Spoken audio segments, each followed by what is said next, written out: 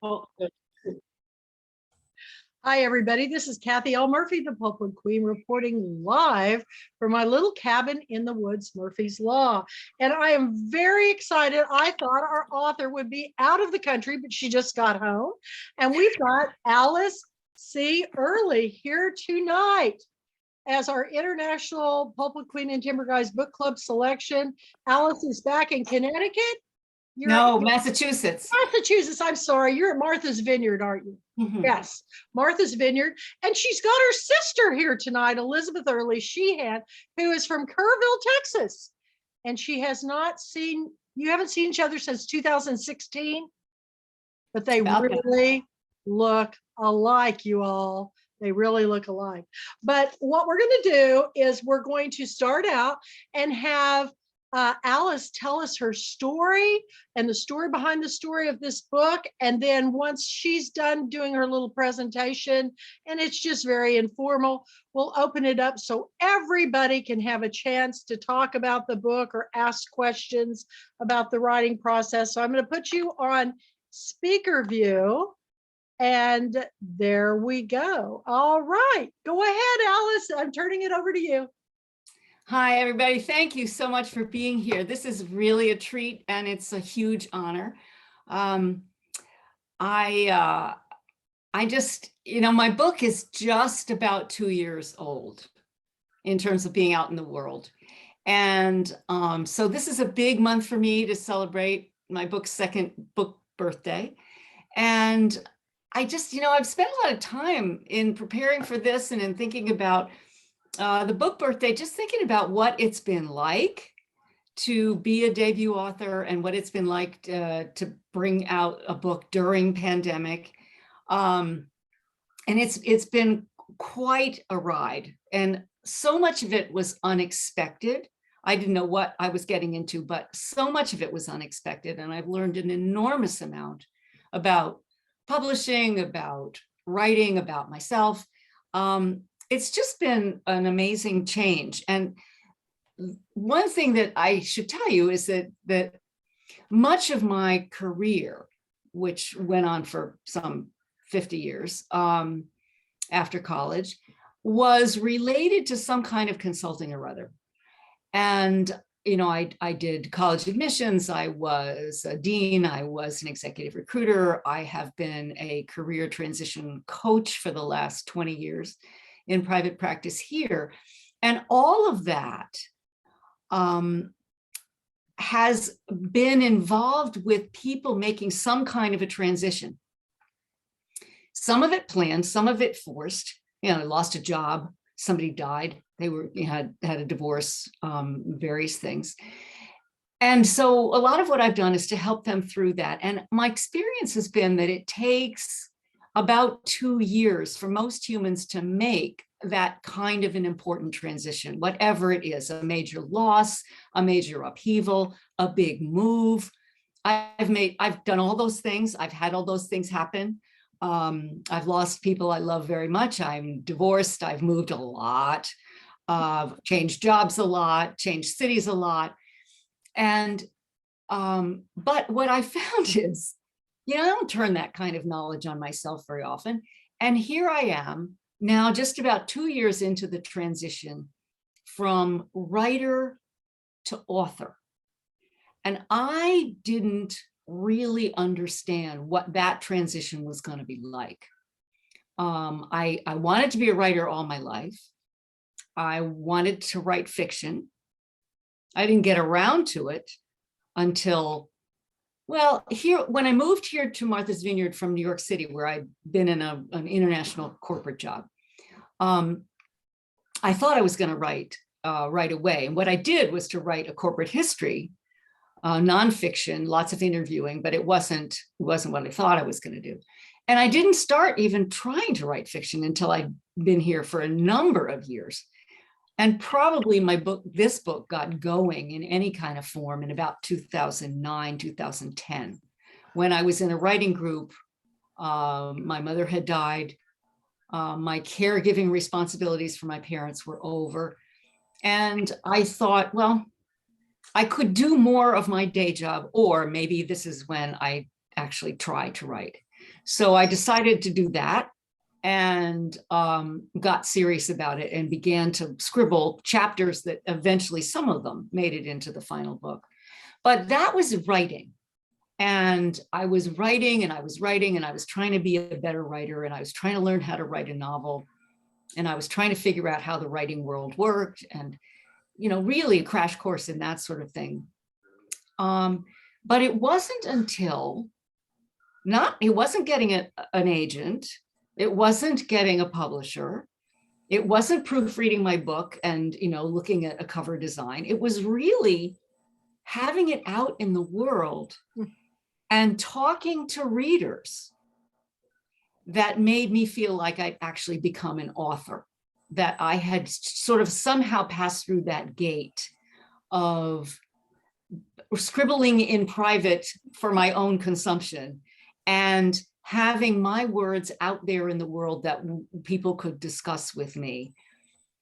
I got to tell you, releasing the book was terrifying, very exhilarating, but it was also terrifying because I had been writing alone for a really long time. And when I got my agent liked my book, but didn't have much for criticism. My publisher didn't have an editor that wanted to do anything with it. They basically said, this is fine, let's just go with it. And I'm like, wait, don't you think we ought to talk about it a little bit more? I was expecting I would get edited again. Didn't happen. Wow. So I was, I thought, am I ready for prime time? Is my little book that I've been shepherding through this 20 years of production here, is this actually gonna fly? And so the first several months of having the book out there in COVID, when there were no bookstores open, people couldn't get a hold of books at all, Amazon wasn't shipping them, I thought, I'm never gonna get any feedback. But the first thing that happened was that I had entered a contest and Moon won a finalist designation in not one, but 3 categories. So women's fiction, first novel, and magical realism. And that was the first time I thought, okay, phew. It's one thing to have your family tell you that they liked your book, but to have a national contest, honor the book, and to start getting reviews from around the country and a little bit around the world, that was really the beginning of my feeling like I had the right to call myself an author, and I had sort of had when people would say, well, so what do you do? I started to say, well, I write. And up until then, I hadn't been willing to do that. I hadn't been able to do that. So here I am 2 years in, and here you are, many of you are writers, you know what this is like. You're all published. Wanda had the same honor I have this month, she had last month, as the International Book of the Month. Wonderful, wonderful book that she wrote. So I just sort of feel like the writer community has opened its arms to me, and I've made wonderful friends among readers and writers, and that I just feel like I'm sort of beginning to find my feet and take my place here, which is enormously affirming and exciting. And I'm, working on a second novel and all that, but it's really been the kind of welcome that the Public Queens have given me, and the books in my local bookstores and places like that, where people said, you're one of us, and welcome, and that has been just fabulous. So that's kind of the story of my last 2 years. And I'm happy to talk about any aspect of this book or my life before that. I grew up in Connecticut, one of 5 children. 4 of us are still alive. One of my younger sisters is here tonight. She's been one of my best fans and one of my biggest supporters, and I love her dearly. And she's in Texas. I have another sister in Lincoln, Massachusetts, and a brother in Colorado. And so we've scattered to the four winds. We lost our oldest brother during COVID, not of COVID, but during COVID. And it was a big and very busy family that I grew up in. But finding a quiet corner where you could read was a real challenge. And so that must have prepared me for my current life, where it's still a challenge to find a quiet corner to read. Because in our household, and Elizabeth, you can verify this if you want, but when we were kids, if you had a book in front of you, that was an invitation to somebody else to come up and talk to you. Mm-hmm. Used to drive me crazy. So I spent my whole life trying to read more and trying to write more, and it's still a struggle. So there you have it. That's wonderful. I'm going to open this back up. When I was a kid, nobody in my family read. So, to keep people out of my face when I was reading, I'd hide under the bed and read, or go up in my tree house. Those were the two places that were the best for me. So, but I had to, and then I, always went to the library. And I have a couple of things. You've been blogging this week and wonderful posts, but I love that you started out as a nanny. That was one of my very first jobs, and it was torture. I'll tell you a very short story. It was in my hometown. The family had 5 children, one of whom was only like a babe in arms, was only like months old, and it wasn't my job. But the other 4 were I was supposed to take care of them. And the very first day that I got there, the mother of the house was not there. I arrived, I got the kids. There was a nanny who stayed with the baby. I rounded up the kids and put them in the Volkswagen, and then discovered that it was a stick shift car. And I was supposed to take them to the beach. And I had a driver's license, but I didn't know how to drive stick. I sort of knew. I knew the basics of it, but I really didn't know. And I ended up, sort of stalling 16 times in the driveway. And the kids are in the back seat going, "You don't know how to drive. We don't want to go with you." And then I finally figured it out. We went down to the beach, the public beach in our town, and these kids scattered.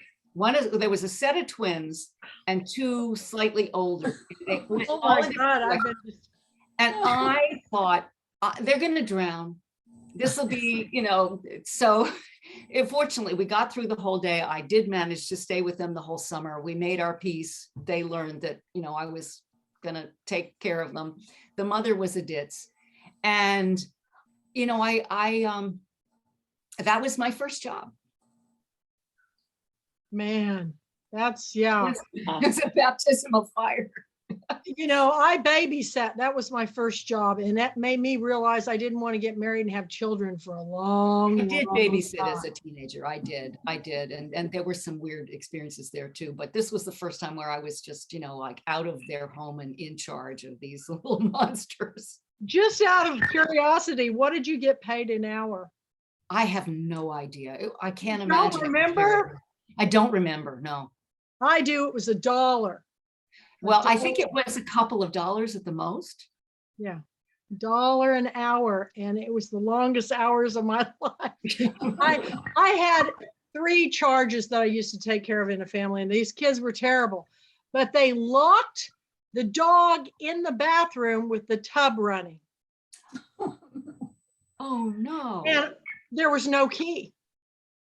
And I did not know what to do. And so my friends called me. "What are you doing?" I go, "Help, help. The kids have locked the bath door." And they came over, and one of the guys I went to school with, somehow, I think he took the door off the hinges, but just as we went in and turned the tap off, it was about to go over those old claw-footed tubs. Right, yeah. About to get up over the edge. Oh, that's nothing compared to other things. And the house was haunted. So, it ties into kind of your story. It was the creepiest house. It was 4 stories. Oh my gosh, it was scary. But anyway, back to you. I'm reading all these stories, and then I'm thinking, man, you almost immediately went, once you got your education, into, corporate world. And then you worked, in all this consulting and everything. It was very inspirational to me because that you've come a long way since starting out as a nanny back in your hometown of, was this Neighbor Kids or something, or? And I didn't know them. It was just, I don't know, I applied for a job. Maybe I saw it in the paper. It was a summer job. I needed to work. So I don't really remember. But I was 16 or 17 because I had a newish license. So I was pretty young. Yeah, that's so interesting. Any of you ever out there taking care of kids or babysitted? Raise your hand if you have. Horrible term. That's a horrible. I don't even think they have babysitters anymore. I don't know what happens these days, but like that didn't sour me on having children. I just wasn't able to have them, so I don't have any. But that was quite an experience, and I took care of lots of other kids at other times. But I love kids. I work with them all my life, and I have two of my own that are grown and a grandson. I love kids. I just happen to get the worst kids in town when I used to babysit. So back to your book. Okay. Now you have traveled a lot. Yeah. And that's why you've got all this, references to this island, to Scotland. Tell us a little bit about that, because this is where the story is it's coming from your life experiences, and it's, how did you come up with the idea of the story? Well, I think the story kind of fell together in puzzle pieces. The first idea that was Finney, the fisherman. He was the first character, and he was inspired by, but not based on, a real fisherman in Anguilla, not Nevis, but somebody that my husband had known, who fished alone in a little sailing skiff, and went out after conch. And that was in Anguilla, and he was called Ivor the Diver because he dove for conch. It wasn't he wasn't catching them in pots.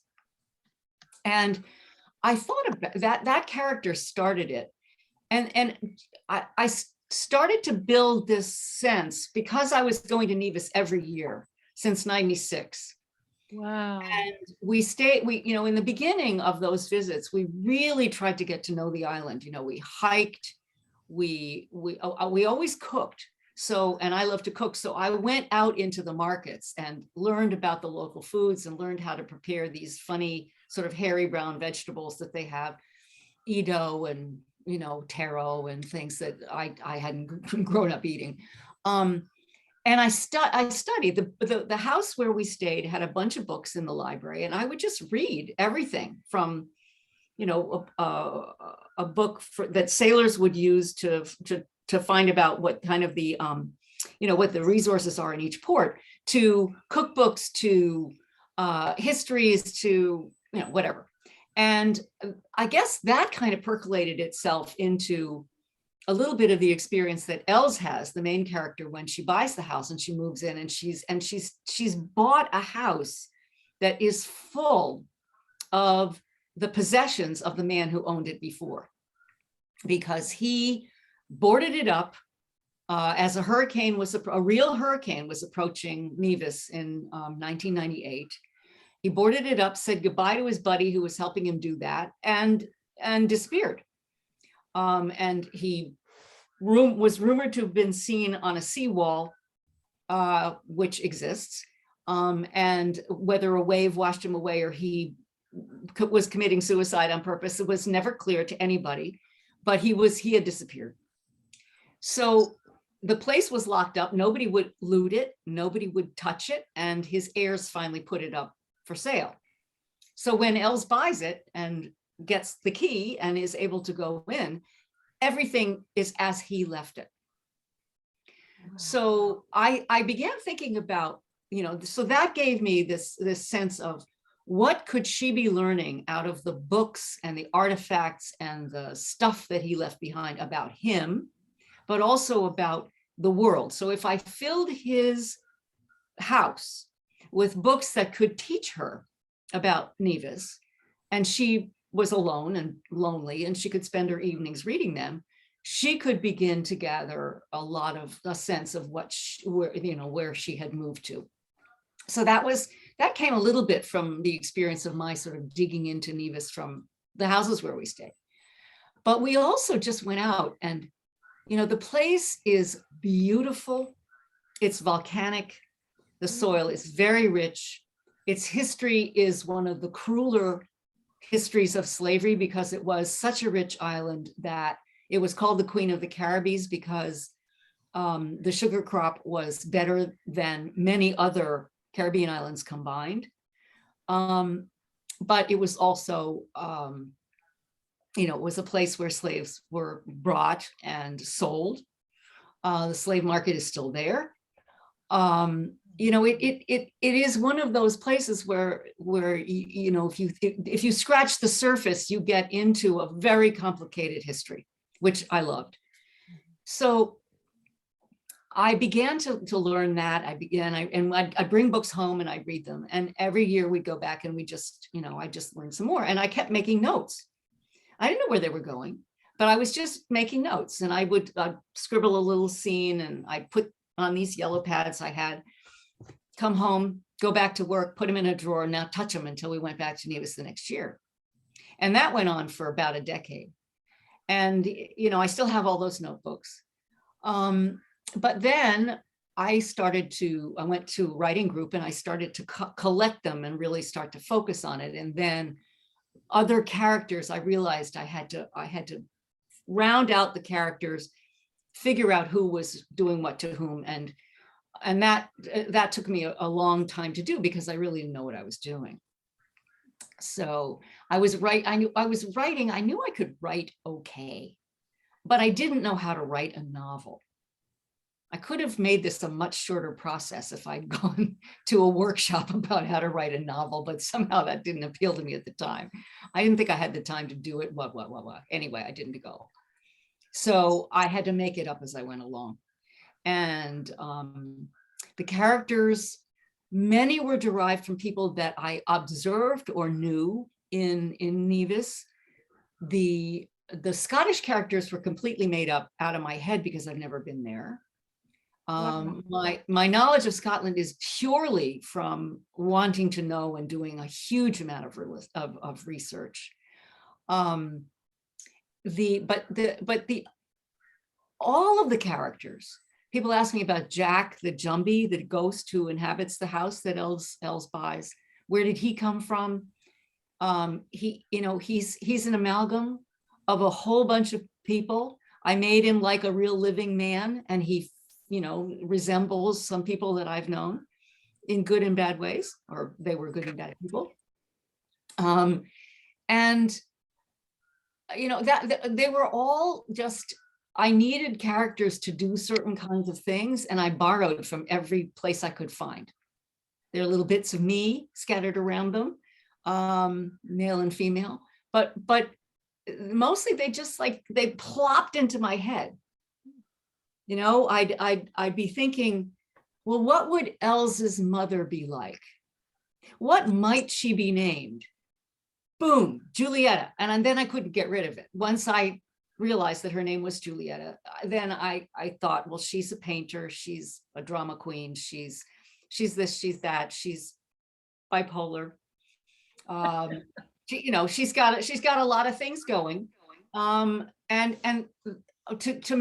to explain how she behaves and why she did what she did and how she harmed Els in trying to save herself. So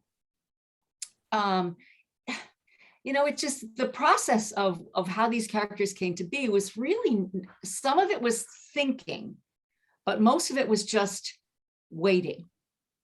And they'd come, they'd kind of collect out of the ether and come into my brain, and they'd start talking to me.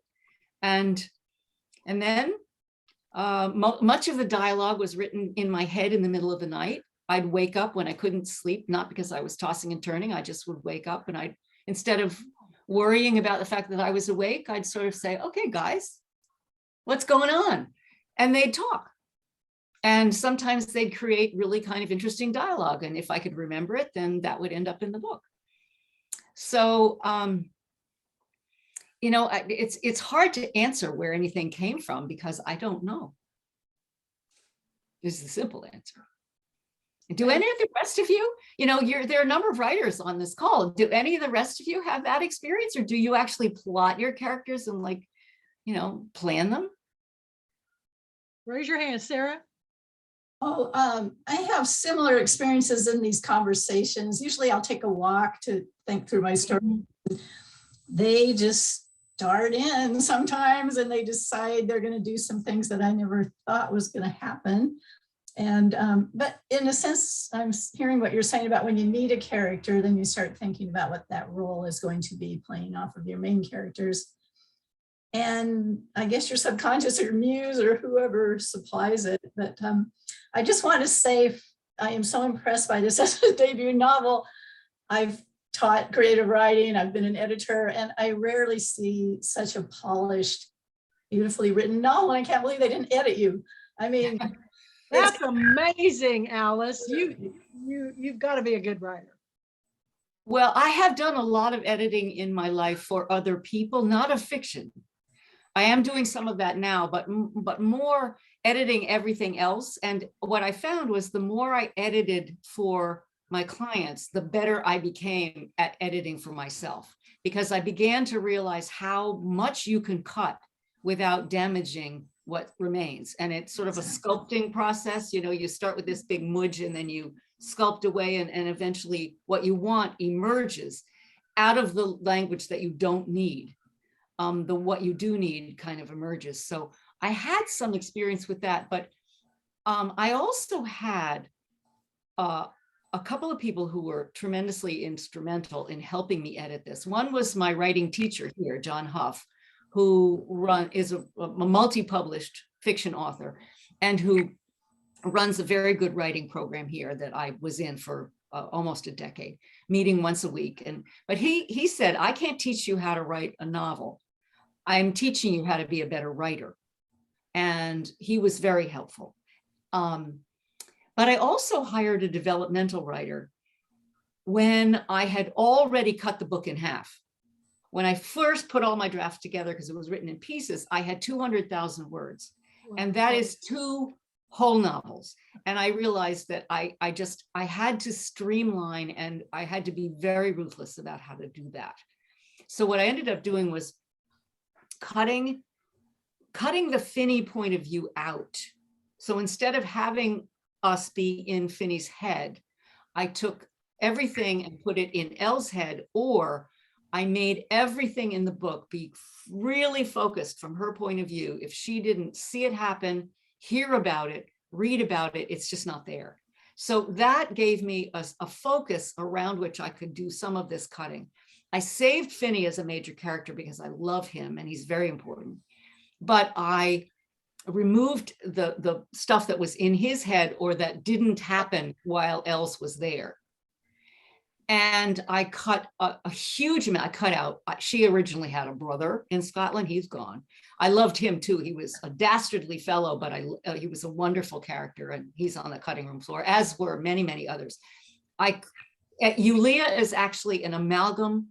She's Finney's daughter. She's an amalgam of several other characters, because I decided all of those young women had to be one. That was the only way I could make it all kind of fit together. So I did a tremendous amount of sort of pushing together and cutting away. But then when I thought I had that figured out, I got this developmental editor whom I met through a writing conference, who was really good. And she said, you have done a lot of Else's backstory in flashback, and you have to show us, we have to know what she had and what she lost in order to understand this character. And as soon as she said that, I thought, I get it. I know what's wrong. So I went back and I dumped another 50,000 words and put in a new 50,000 words. So most of the writing about Mallow in Scotland was that new 50,000 words. And because I had to have that in real time in order for the reader to understand what was going on in Elsa's life, and the passion that she had and the grief that she suffered. So I rewrote that. And when I was done with that, that's when I finally went looking for an agent. So all that editing, I'd done all of that editing on my own, pretty much, in terms of I had editors say, you got to fix this, but not how to do it. And so all that editing I did on my own over a number of years. And then when I thought that was done, I found my agent, and my agent got me to She Writes Press, but neither of those steps produced another edit of any consequence, like a sentence or two. That was all. That's amazing. Yeah, so it was really, I thought, an unusual way to get a book done. I really didn't expect it to go like that. It's unusual. Yeah. I hear a lot of unusual stories. It's just amazing to me. I mean, our last author's first novel, first book debuted #7 on the New York Times. I know. Who did that? Oh yeah, I know. She's astonishing. And one of the people I met through this whole process was Douglas Stewart, who wrote Shuggie Bain. He's in a writer group I belong to. Debut novel, Booker Prize. Yep. I mean, it's a wonderful, wonderful book. And his second book is coming out. It's going to be another huge, huge seller, I'm sure, and deserved. Yeah, I So think it happens, but it does. Thank you, Sarah, because it means a lot to me to have people who know what they're saying tell me that the book is well written, because I wanted it, whether it was going to ever be popular, I didn't care as much as whether it was well written. So thank you. It's important to believe in yourself, but you cannot believe in the hundreds of authors that I've had throughout the 22 years of Pulpit Queens. You cannot believe how many times I hear this exact same story. Or the two things that always come to light is, I had no idea my characters were going to do what they did. They just did it. Mm-hmm. And then the other thing that almost every author always says is, they asked me what I meant when that character did that. And I go, I didn't even remember writing it. It was such a little thing. And I go, I really don't know what I was thinking when I wrote it, but I believe you, it's in the book.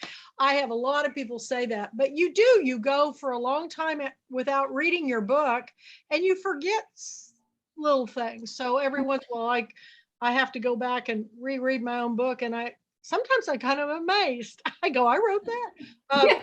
But we're very excited for you and having all these awards. I mean, they're right here on your book, and you've got that Pulpit Queen stamp, and I'm very much looking for your next book. But you mentioned that this was like your second anniversary. The one thing about the International Pulpit Queens and Timber Guys book clubs is we believe a book is good no matter when it's written or how long it's been out there. In fact, I've just started in the past couple of weeks sharing books that have really stood out for me through the years, because a lot of people haven't read, The Kite Runner or Memoirs of a Geisha or Charms for the Easy Life. There's so many books that I've read, Taps by Willie Morris, that people go, I've never even heard of that author. And I go, well, you better read that book, and I listen to my authors who tell me too. So to have you come out and do all these things is phenomenal. I mean, you've really done something. And I encourage all authors that just because a publisher might tell you have 6 weeks, I think it's being cut down to 3 now, 3 weeks of promotion. No, if you write a good book, you promote it the rest of your days, because there's always somebody that new that has not read it. And I that's why I printed in my book all the books up to publication that I picked, so people could look at our reading list. And I'll do this with my next one when it's coming out. I'll pick up where I left off in 2008. Man, it's going to be a tome just putting all the lists in there. Maybe I'll just put a link. That's a lot of pages, but it's important because your book may not have gotten discovered until this year, but it's a great book. So let's keep that going. And all the authors that are here today are so good about sharing, reviewing, and that's what it takes. It takes a community nowadays to publicize a book, because I just sent a message off to John Grisham.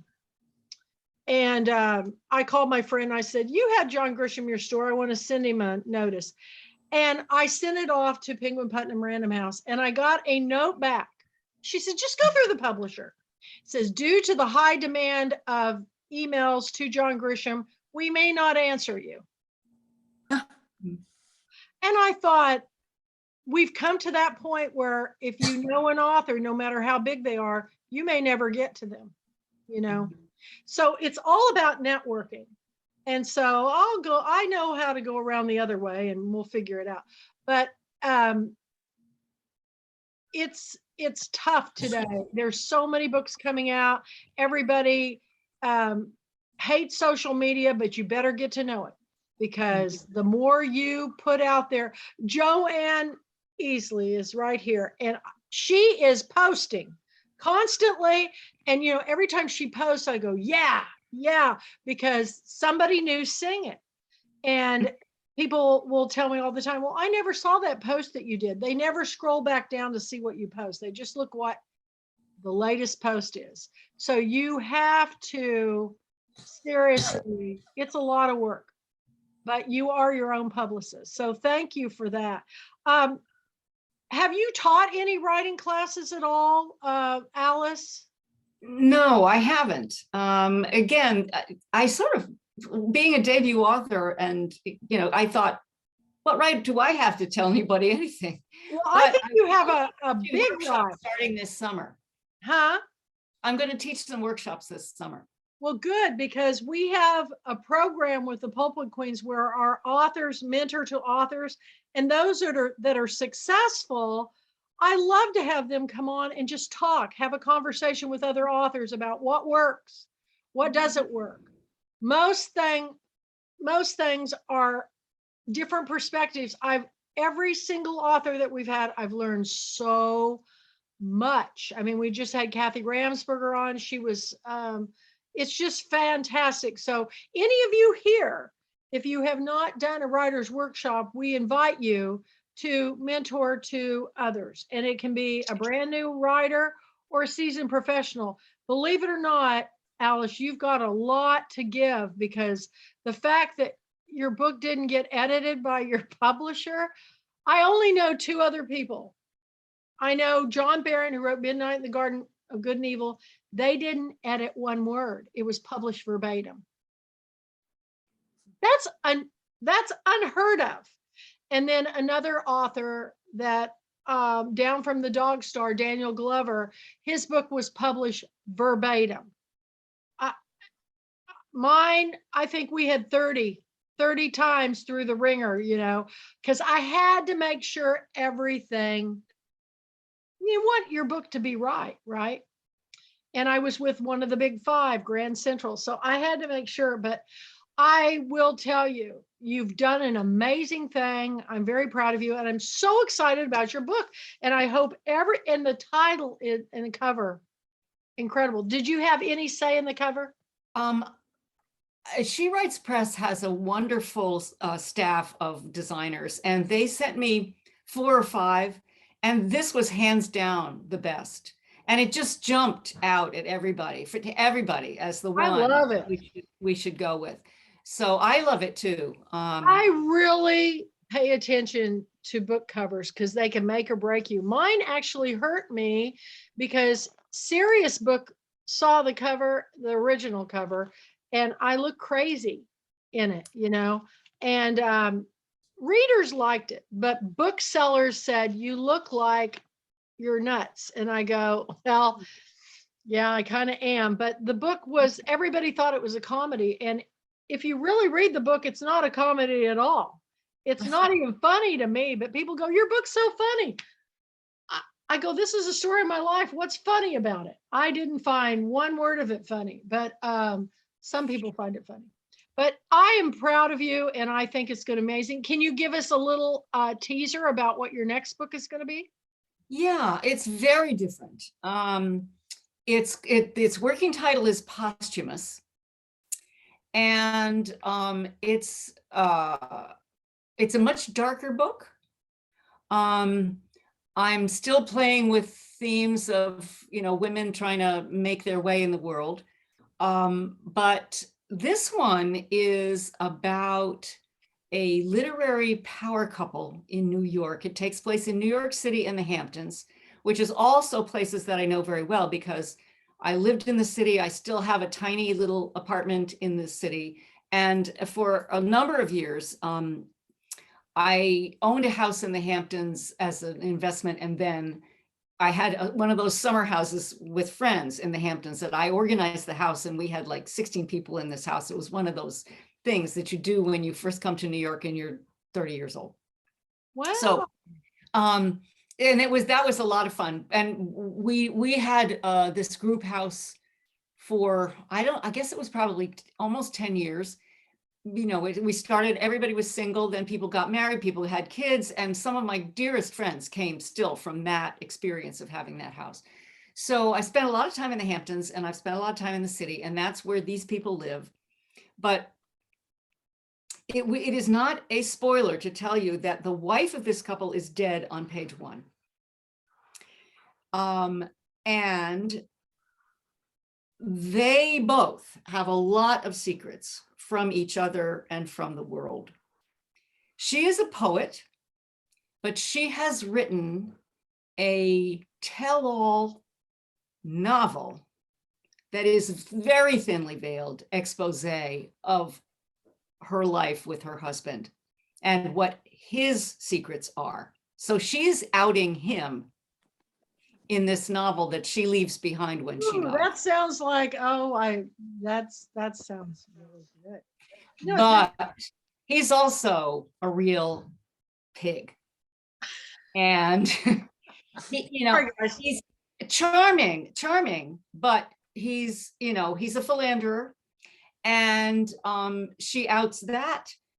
But here's the twist, and I won't tell you anymore because I don't want to spoil too much, but she sets up her legacy and her estate so that he has no choice but to become the champion of the book, since she knows that she has a condition that may kill her. So she won't let this thing be released until she's dead, and he is not allowed to see it until it's published.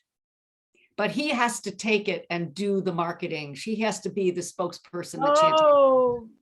So she traps him into this, kind of great movie. So anyway, it's very, but I made it very complicated for myself because it has a strange structure.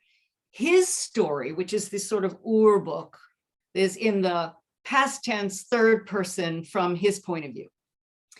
There is a book within a book, which is her novel, that is in the first person singular from her point of view. Oh, I have to read. They are extremely different styles of writing because they're different. I mean, I'm writing in sort of the way I write. His book, her book, is a totally imagined style of writing that I got into to express her. So it's complicated. And the reader really kind of doesn't really know much more than the husband about how this thing is all evolving. So the pieces of her book and the exposition of her story and his story are kind of, the reader is getting those almost as he discovers them as he goes along. So how far along are you on this book? About 3/4 of the way. I got a lot done when I was in the Caribbean this year. Yeah, will it be done next year? I hope so. I mean, I don't know that it will be published by next year, but I'm hoping that, that I can, that the path to publication will be a lot shorter now that I have an agent, and we'll see about the publisher. But I've got I'm hoping it won't take as long as it did the last time for that part of It it. usually doesn't. Most authors, the second book, the first one, you're just trying to figure everything out. Wouldn't everybody else say so? Anybody want to jump in and make any comments about the second book? Because I know a lot of you have second books or working on second books. Yes, Joanne. While I was waiting for a contract on my debut novel, Sweet Jane, I wrote my second book. Yeah. So Smart girl. Yeah. I didn't want dealing with all the rejection Mhm. and waiting for a contract. I really needed to keep busy. So I had that book just about ready to go when Smart you. Sweet Jane Yeah. was released. Now my third book, I'm still only about 3/4 of the way finished with that, but I do hope to have it out this fall. Great. I Good. look forward to I that. want to read that one too. I'm telling you, I'm going to get, the books are coming in. They're coming in. Last year was crazy because we got over 1,200 books. Mandy and we still have a few books we're still looking at for, because we just couldn't get to all of them. I mean, how many books can you guys read a year? Not that many. And Slow everybody reader. expects us to read all of them. Yeah. Anybody want to throw something out there? Yes, James. Did you have your hand up? James Garrison. Which James? Yeah, James. I think you're on mute. Yeah, I got to call one of you. I'm going to call Jim. Yes. Jim Garrison, I James. don't have June is not here to supervise me tonight, so. Oh, okay. Okay. Well, we'll let you off.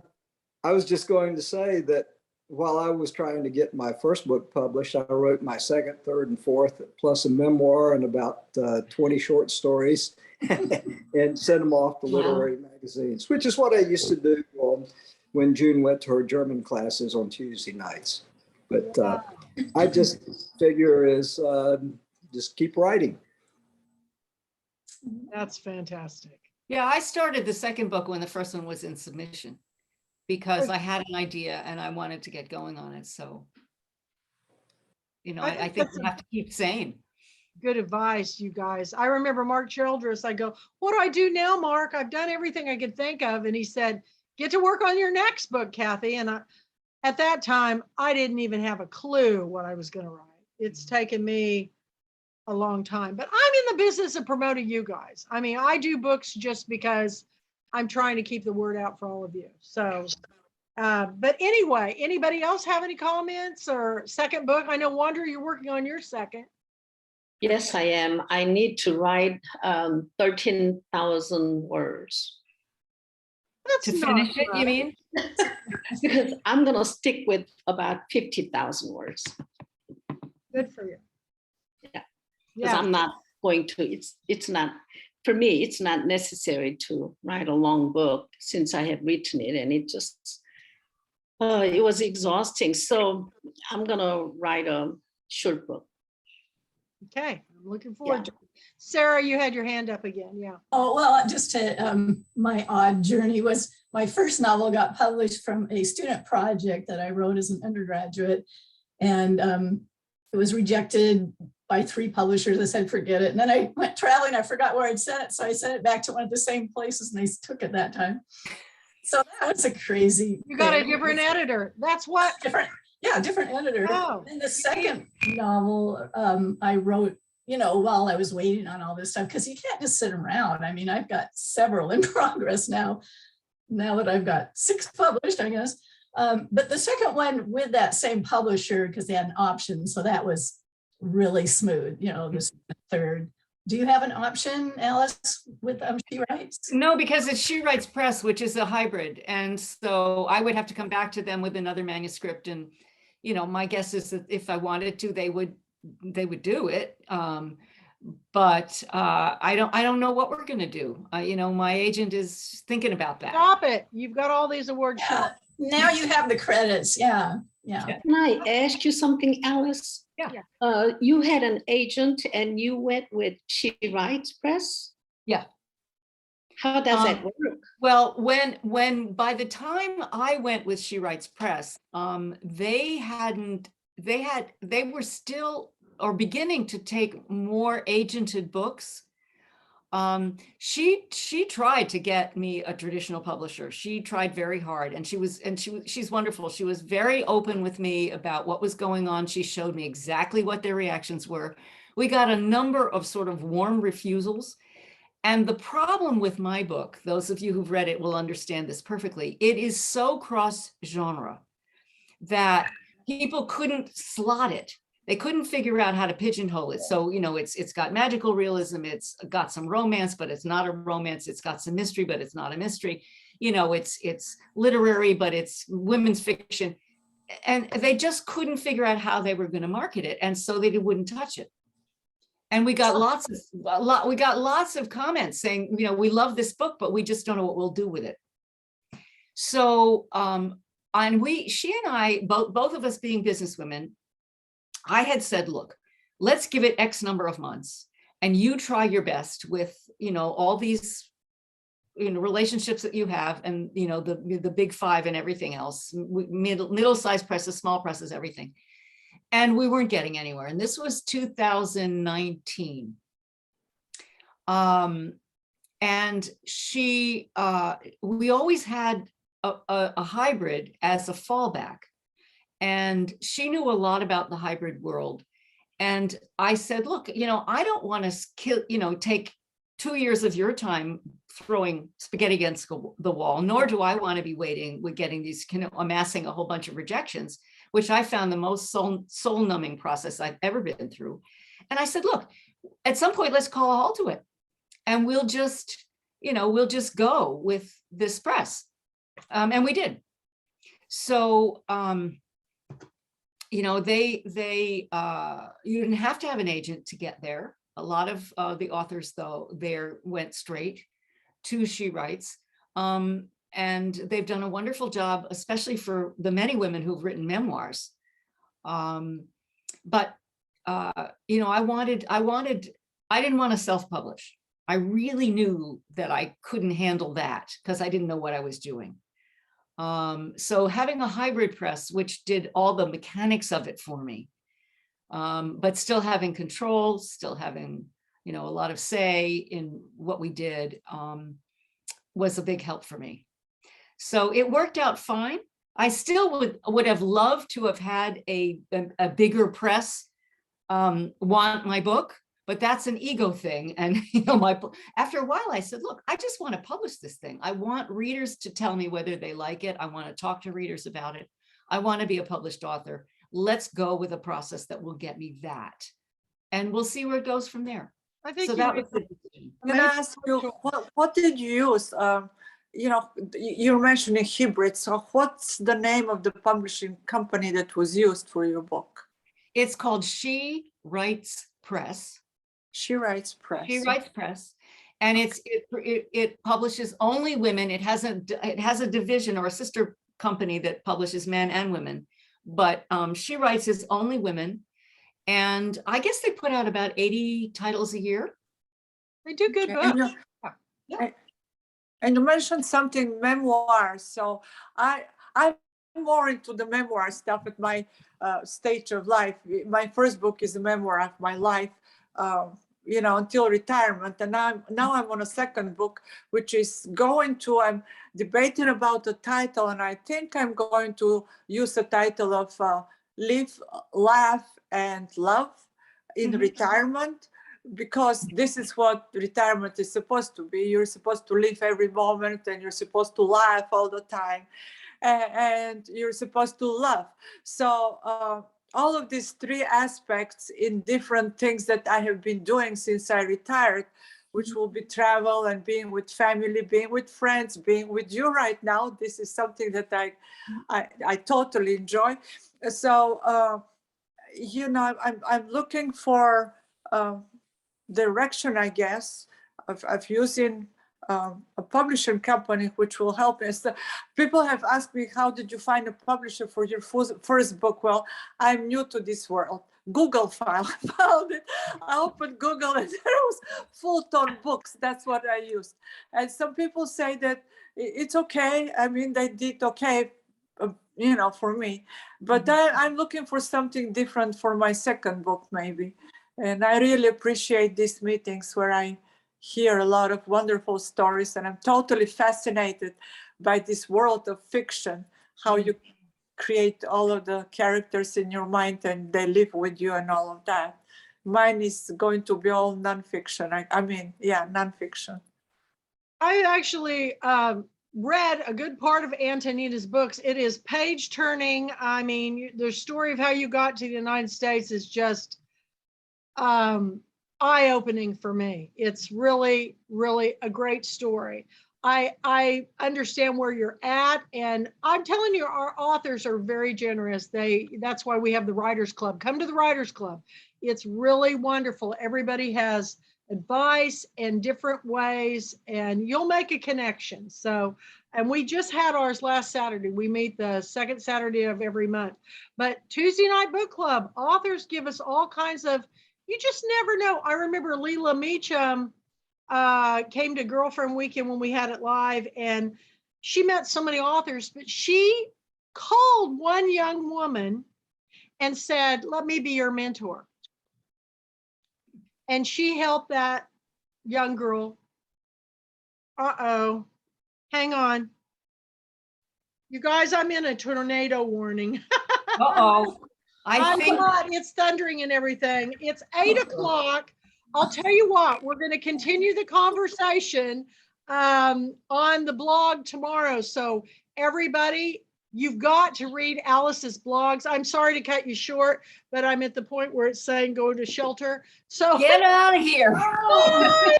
I will see you next time, and we'll see. Bye-bye. Thank you, everybody. Thank you, Alice. Thank you. Thank you. Bye-bye. What a Bye-bye. world. Take care. What a world. Bye-bye. Be safe. I will. Thank you. Thank you, Alice. Thank you.